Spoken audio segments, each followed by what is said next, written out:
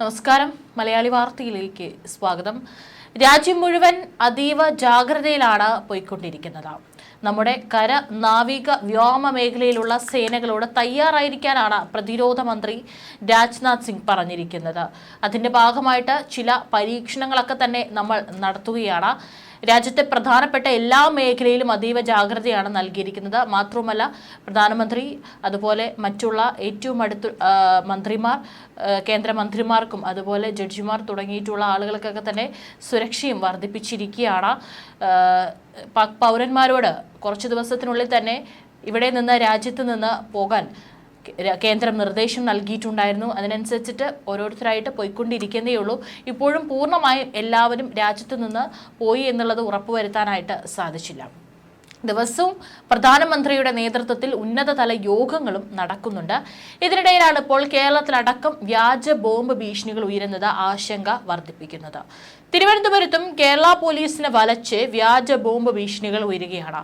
പ്രധാനമന്ത്രി നരേന്ദ്രമോദി തലസ്ഥാനത്ത് വരാനിരിക്കെ അടിക്കടി ഉണ്ടാകുന്ന വ്യാജ ബോംബ് ഭീഷണി ഗൗരവത്തിലെടുത്തിരിക്കുകയാണ് പോലീസ്. വിഷയത്തിൽ പ്രത്യേക അന്വേഷണ സംഘത്തെ നിയോഗിച്ചിരിക്കുകയാണ് പോലീസ്. സന്ദേശങ്ങൾ വരുന്ന ഇമെയിൽ ഉറവിടങ്ങൾ കണ്ടെത്താൻ കഴിയാത്തത് കേന്ദ്ര സംസ്ഥാന ഇന്റലിജൻസിനും അതൃപ്തിയുണ്ട്. കഴിഞ്ഞ 3 ആഴ്ചയിലധികമായി സംസ്ഥാനത്തെ പലയിടങ്ങളിൽ ബോംബ് ഭീഷണിയുണ്ടെന്ന വ്യാജ സന്ദേശങ്ങൾ ലഭിച്ചിരുന്നു. കഴിഞ്ഞ ദിവസം തിരുവനന്തപുരം വിമാനത്താവളത്തിലും ഇത്തരത്തിൽ ബോംബ് ഭീഷണി ഉണ്ടെന്ന സന്ദേശം വന്നതോടെ പോലീസ് വിഷയം ഗൗരവത്തിലെടുത്തു. വിഴിഞ്ഞം പോർട്ട് രാജ്യത്തിന് സമർപ്പിക്കാനായി പ്രധാനമന്ത്രി നരേന്ദ്രമോദി കേരളത്തിലെത്താൻ ഇനി ദിവസങ്ങളെ ബാക്കിയുള്ളൂ. 2 ആഴ്ചക്കിടെ തിരുവനന്തപുരത്ത് മാത്രം 12 തവണ വ്യാജ ബോംബ് ഭീഷണി സന്ദേശം ലഭിച്ചിട്ടുണ്ട്.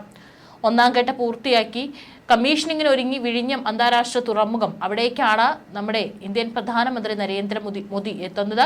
രാജ്യത്തിന്റെ വികസന കുതിപ്പിന് മുതൽക്കൂട്ടായ വിഴിഞ്ഞം തുറമുഖം മെയ് 2-നാണ് പ്രധാനമന്ത്രി നരേന്ദ്രമോദി നാടിന് സമർപ്പിക്കുന്നത്. സ്ഥിതിഗതികൾ വിലയിരുത്തുന്നതിനായി മുഖ്യമന്ത്രി പിണറായി വിജയൻ കഴിഞ്ഞ ദിവസം പദ്ധതി പ്രദേശം സന്ദർശിച്ചിരുന്നു. അതിനിടയിലാണ് ബോംബ് ഭീഷണിയുടെ കേന്ദ്രങ്ങൾ കണ്ടെത്താൻ കഴിയാത്തത് പോലീസിനെ പ്രതിസന്ധിയിലാക്കുന്നത്. അടിക്കടി ഉണ്ടാകുന്ന ബോംബ് ഭീഷണികൾ ടെസ്റ്റ് ഡോസ് ആണോ എന്നും പോലീസ് സംശയിക്കുന്നുണ്ട്. പ്രധാനമന്ത്രിയുടെ സന്ദർശനവുമായി ബന്ധപ്പെട്ട് കേന്ദ്ര സംസ്ഥാന ഇന്റലിജൻസുകൾ വ്യാപകമായ നിരീക്ഷണം ഏർപ്പെടുത്തിയിരിക്കുകയാണ് കേരളത്തിൽ. ഇതിനിടെയാണ് ബോംബ് ഭീഷണി ഉയരുന്നത്. ഇമെയിൽ സന്ദേശങ്ങളുടെ ഉറവിടം കണ്ടെത്താൻ കഴിയാത്തതും സൈബർ പോലീസിന്റെ വീഴ്ചയായിട്ടാണ് ഇന്റലിജൻസ് വിഭാഗം കണക്കാക്കുന്നത്. പോലീസിലെ ടെക്നിക്കൽ സൈബർ വിഭാഗത്തിലെ ഉദ്യോഗസ്ഥരെ ഉൾപ്പെടുത്തി പ്രത്യേക സംഘത്തെ രൂപവൽക്കരിക്കാൻ തീരുമാനമായിട്ടുണ്ട്. കഴിഞ്ഞ 2 ദിവസമായിട്ട് ഇത് തന്നെയാണ് അവസ്ഥ. ഏതായാലും മെയ് 2-നാണ് നരേന്ദ്രമോദി കേരളത്തിൽ എത്തുന്നത്, തലസ്ഥാനത്തേക്ക് എത്തുന്നത്. ഈ ഒരു സാഹചര്യത്തിൽ ബോംബ് ഭീഷണി ഉയരുമ്പോൾ അദ്ദേഹത്തിന്റെ സുരക്ഷയും ഇരട്ടിയിലധികമാക്കുമെന്നുള്ള കാര്യത്തിൽ സംശയം വേണ്ട. ഇത് മാത്രമല്ല, ഇപ്പോൾ നമുക്കറിയാം പഹൽഗാമിൽ സംഭവിച്ചതിന്റെ അതിന്റെ ഒരു പശ്ചാത്തലത്തിൽ വലിയ രീതിയിലുള്ള സുരക്ഷയാണ് പ്രധാനമന്ത്രിക്ക് അടക്കം നൽകി വരുന്നത്. അതുകൊണ്ട് തന്നെ കൂടുതൽ സേനകളെ ഇവിടെ വിന്യസിക്കാനുള്ള സാധ്യതയുണ്ട്. അദ്ദേഹം ഇവിടുന്ന് വന്നു പോകുന്നത് വരെ തന്നെ വലിയ രീതിയിൽ തന്നെ കേരളത്തിലെ തലസ്ഥാനത്ത് വലിയ സുരക്ഷ ഒരുക്കുമെന്നുള്ള കാര്യത്തിൽ യാതൊരു സംശയം വേണ്ട. കഴിഞ്ഞ ദിവസം തിരുവനന്തപുരം വിമാനത്താവളത്തിലും തമ്പാനൂർ റെയിൽവേ സ്റ്റേഷനിലും ബോംബ് ഭീഷണി ഉയർന്നിരുന്നു. ഇമെയിൽ വഴിയാണ് ബോംബ് ഭീഷണി സന്ദേശം എത്തിയത്. വിമാനത്താവളത്തിലും റെയിൽവേ സ്റ്റേഷനിലും പരിസര പ്രദേശങ്ങളിലും പോലീസ് പരിശോധന നടത്തി. തലസ്ഥാനത്തെ 3 നക്ഷത്ര ഹോട്ടലുകൾക്ക് ഇന്നലെ ബോംബ് ഭീഷണി ഉണ്ടായിരുന്നു. സെക്രട്ടേറിയറ്റിന് സമീപത്തെ ഹോട്ടൽ ഹിൽട്ടൺ, ഗോകുലം ഗ്രാൻഡ്സിന്റെ ആക്കുളത്തെയും കോവളത്തെയും ഹോട്ടലുകൾ എന്നിവയ്ക്കാണ് ബോംബ് ഭീഷണി ഉണ്ടായത്. ഹോട്ടൽ ഹിൽട്ടണിൽ കന്റോൺമെന്റ് പോലീസും ആക്കുളത്തെ ഹോട്ടലിൽ തുമ്പ പോലീസും കോവളത്തെ ഹോട്ടലിൽ കോവളം പോലീസും പരിശോധന നടത്തിയെങ്കിലും സംശയകരമായി ഒന്നും കണ്ടെത്തിയില്ല. ബോംബ് സ്ക്വാഡ്, ഡോഗ് സ്ക്വാഡ് എന്നിവയുടെ സഹായത്തോടെയായിരുന്നു പരിശോധന. അത്യാഹിതമുണ്ടായാൽ നേരിടാൻ അഗ്നിരക്ഷാ സേനയുടെ യൂണിറ്റുകളെയും സജ്ജമാക്കിയിരുന്നു. താമസക്കാരുടെ ലഗേജുകളും വാഹനങ്ങളും ഉൾപ്പെടെ പരിശോധനയ്ക്ക് വിധേയമാക്കി.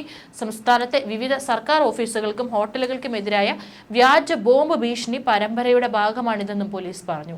തമ്പാനൂരിലെ ഹോട്ടൽ ഹൈസിന്തിന്റെ ഇമെയിലിലാണ് ഹോട്ടൽ ഹിൽട്ടണിൽ ബോംബ് വെച്ചിട്ടുണ്ടെന്ന ഭീഷണി സന്ദേശം വന്നത്. വെള്ളിയാഴ്ച വഞ്ചിയൂരിലെ ജില്ലാ കോടതിക്ക് നേരെ ബോംബ് ഭീഷണി ഉണ്ടായിരുന്നു. ബോംബ് വെച്ചിട്ടുണ്ടെന്നും വൈകിട്ട് സ്ഫോടനം നടക്കുമെന്നാണ് കോടതിയുടെ ഔദ്യോഗിക മെയിലിലെത്തിയ ഭീഷണി സന്ദേശം. 15-ന് സമാനമായ ഭീഷണി സന്ദേശം ലഭിച്ചിരുന്നു. സംഭവത്തിൽ സൈബർ ക്രൈം പോലീസ് കേസെടുത്ത് അന്വേഷണം നടത്തുകയാണ്. നഗരത്തിൽ 8 മാസത്തിനിടയിൽ വ്യാജ ബോംബ് ഭീഷണിയിൽ വലഞ്ഞത് സെക്രട്ടേറിയറ്റും കളക്ടറേറ്റും ഉൾപ്പെടെ 14 സ്ഥാപനങ്ങളാണ്. ബോംബ് ഭീഷണി പതിവായിട്ടും ഭീഷണി സന്ദേശത്തിന്റെ ഉറവിടം കണ്ടെത്താൻ പോലീസിനായിട്ടില്ല. വ്യാജ ബോംബ് ഭീഷണികളുമായി ബന്ധപ്പെട്ട 5 കേസുകളാണ് സൈബർ ക്രൈം പോലീസ് 2 മാസത്തിനിടയിൽ രജിസ്റ്റർ ചെയ്തത്. ഏതായാലും സുരക്ഷ ശക്തമാക്കി നടക്കാനിരിക്കെയാണ് വിഴിഞ്ഞം അന്താരാഷ്ട്ര തുറമുഖം പദ്ധതി മെയ് 2-നാണ് പ്രധാനമന്ത്രി നരേന്ദ്രമോദി രാഷ്ട്രത്തിന് സമർപ്പിക്കുന്നത്. ഇതിന് മുന്നോടിയായിട്ടാണ് കഴിഞ്ഞ ദിവസം മുഖ്യമന്ത്രി പിണറായി വിജയൻ തുറമുഖം സന്ദർശിച്ചത്. കൂടെ മന്ത്രിമാരായ VN Vasavan, V Sivankutty, mayor Arya Rajendran, വിഴിഞ്ഞം international seaport limited managing director doctor Divya S. Iyer, Adani വിഴിഞ്ഞം പോർട്ട് CEO പ്രദീപ് ജയരാമൻ എന്നിവരും മുഖ്യമന്ത്രിയെയും കുടുംബത്തെയും സ്വീകരിച്ചു. വിഴിഞ്ഞം ഇന്റർനാഷണൽ സീപോർട്ട് ലിമിറ്റഡിന്റെ പ്രവർത്തനങ്ങൾ വിശദീകരിക്കുന്ന presentation doctor Divya S. Iyer അവതരിപ്പിച്ചു. തുറമുഖ പദ്ധതിയുടെ ഓപ്പറേഷൻ ആൻഡ് കൺട്രോൾ സെന്ററുകളും യാർഡ് ബർത്തും പുലിമൂട്ടും സന്ദർശിച്ചു. ടഗ് ബോട്ടിൽ യാത്ര ചെയ്ത തുറമുഖ പ്രവർത്തനങ്ങൾ നിരീക്ഷിച്ചു. കണ്ടെയ്നർ നീക്കം ഉൾപ്പെടെയുള്ള പ്രവർത്തനങ്ങൾ മുഖ്യമന്ത്രി നേരിട്ട് മനസ്സിലാക്കി. തുറമുഖം വ്യാവസായിക അടിസ്ഥാനത്തിൽ പ്രവർത്തനം ആരംഭിച്ച ശേഷം ഇതുവരെ 15 ലക്ഷം TU കണ്ടെയ്നറുകളാണ് കൈകാര്യം ചെയ്തത്. 2024 ഡിസംബർ 3-നാണ് ചരക്ക് നീക്കം ആരംഭിച്ചത്. അന്നു മുതൽ അതിവേഗത്തിലായിരുന്നു വിഴിഞ്ഞത്തിന്റെ പ്രവർത്തനം. നിർമ്മാണ പ്രവർത്തികൾ പൂർത്തിയാകുന്നതോടെ ചുരുങ്ങിയത് 4 വലിയ കപ്പലുകൾ ഒരേ സമയം ബർത്തിൽ അടുപ്പിക്കാനാകുമെന്നാണ് വിവരം. രാജ്യത്തിന്റെ വികസന കുതിപ്പിനെ വിഴിഞ്ഞം അന്താരാഷ്ട്ര തുറമുഖം വലിയ മുതൽക്കൂട്ടാകും. ഒന്നാം ഘട്ട പ്രവർത്തികളുടെ ഭാഗമായി 2700 മീറ്റർ പുലിമൂട്ട്, 800 മീറ്റർ നീളത്തിൽ ബർത്ത് എന്നിവയാണ് ഒരുക്കിയത്. രണ്ടാം ഘട്ട പ്രവൃത്തിയിൽ പുലിമൂട്ടിന്റെ നീളം വർദ്ധിപ്പിക്കുകയും അവസാന ഘട്ടത്തിൽ 1200 മീറ്റർ കൂടി നീട്ടി 2000 മീറ്ററായി ബർത്ത് വികസിപ്പിക്കുകയും ചെയ്യും. വ്യാവസായിക അടിസ്ഥാനത്തിൽ തുറമുഖം പ്രവർത്തനം ആരംഭിച്ച ശേഷം ഇതുവരെ 15 ലക്ഷം TU കണ്ടെയ്നറുകൾ വിഴിഞ്ഞം തുറമുഖത്ത് കൈകാര്യം ചെയ്തു. അതായത് പിറന്നത് ചരിത്രമാണ്. 2024 ഡിസംബർ 3-നായിരുന്നു ചരക്ക് നീക്കം ആരംഭിച്ചത്. അവിടെ നിങ്ങോട്ട് റോക്കറ്റ് വേഗത്തിലായിരുന്നു കുതിപ്പ്. ഒന്നാം ഘട്ട നിർമ്മാണ പ്രവർത്തനങ്ങളുടെ ഭാഗമായി 2700 മീറ്റർ പുലിമൂട്ട്, 800 മീറ്റർ നീളത്തിൽ ബർത്തും ഒരുങ്ങിക്കഴിഞ്ഞു. രണ്ടാം ഘട്ടം തുടക്കത്തിൽ തന്നെ പുലിമൂട്ടിന്റെ നീളം കൂട്ടും. തുടർന്ന് അവസാന ഘട്ടത്തിൽ 1200 മീറ്റർ കൂടി നീട്ടി 2000 മീറ്ററായി ബർത്ത് വികസിപ്പിക്കും. രണ്ടാം ഘട്ട നിർമ്മാണത്തിൽ കാർഗോ, ക്രൂയിസ് സംവിധാനങ്ങൾക്ക് വേണ്ടിയാണ് ബർത്തിന്റെ രൂപരേഖ. 8 ഷിപ്പ് ടു ഷോർ ക്രെയിനുകൾ, സെമി ഓട്ടോമാറ്റഡ് നാവിഗേഷൻ സിസ്റ്റം, വ്യോമയാന മാതൃകയിൽ കപ്പലുകളെ നിരീക്ഷിക്കുന്നതിനായി പ്രത്യേക സംവിധാനം എന്നിവ വിഴിഞ്ഞത്തുണ്ട്. ആദ്യ ബർത്തിൽ 240 മീറ്റർ കപ്പലുകൾക്ക് ഇന്ധനം നിറയ്ക്കാനുള്ള ബങ്കിങ്ങിനായി മാറ്റിവെക്കും. നിർമ്മാണ പ്രവർത്തനങ്ങൾ പൂർത്തിയാകുന്നതോടെ കുറഞ്ഞത് 4 വലിയ കപ്പലുകൾ ഒരേ സമയം ബർത്തിൽ അടുപ്പിക്കാനാകും. തുറമുഖത്ത് നിന്ന് കരമാർഗം ചരക്ക് വിനിമയം ചെയ്യാനായി ബാലരാമപുരം റെയിൽവേ സ്റ്റേഷനിലേക്ക് 10.5 കിലോമീറ്റർ ഭൂഗർഭ റെയിൽ പാത ഉണ്ടാകും. റോഡ് മാർഗം കൂടി യാഥാർത്ഥ്യമാകുന്നതോടെ വിഴിഞ്ഞം ചരിത്രം കുറിക്കും.